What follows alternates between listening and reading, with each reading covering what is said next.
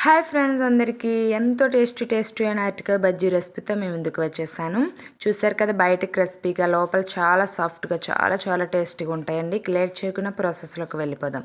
ముందుగా అరటికాయలు మంచిగా నీట్గా వాష్ చేసుకొని పైన తొక్క అనేది కాస్త తీసుకొని వీడియోలు చూపిస్తున్నట్టుగా చిన్న ముక్కలుగా కట్ చేసి పక్కన పెట్టుకోవాలి. ఒక బౌల్ తీసుకొని ఒక కప్పు శనగపిండి అంటే 1 టేబుల్ స్పూన్ బియ్యపిండి, టేస్ట్కి సరిపడినంత కారం, ఉప్పు అండ్ వాము కూడా యాడ్ చేసుకోవాలి. చాలా బాగుంటుందండి వాము వేసుకుంటేనే బజ్జీలోని.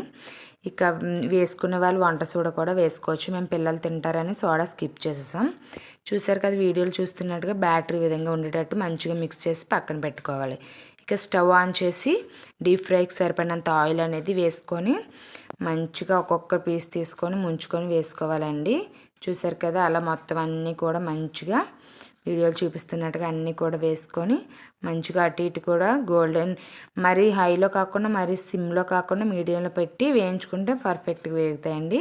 చూసారు కదా, మంచిగా అటు ఇటు కూడా మంచి గోల్డ్ కలర్ వచ్చే వరకు వేయించుకొని తీసుకోవాలండి. చాలా టేస్ట్గా ఉంటాయండి. చాలా సింపుల్ ప్రాసెస్. చూసారు కదా, ఈ విధంగా బజ్జీలన్నీ కూడా వేసుకొని నచ్చిన వాళ్ళు అలానే తినేస్తారు. కానీ మేము ఆనియన్స్ కట్ చేసి కారం, ఉప్పు అండ్ నిమ్మకాయ పిండి బజ్జీ కట్ చేసి మధ్యన పెట్టుకొని తింటే చాలా టేస్ట్గా ఉంటాయండి. ఒకసారి ట్రై చేయండి. మోరి కూడా ట్రై చేసి ఎలా వచ్చే కామెంట్ చేయండి. మరిన్ని ఇలాంటి వీడియోస్ కోసం మన ఛానల్ని సబ్స్క్రైబ్ చేయండి ఫ్రెండ్స్.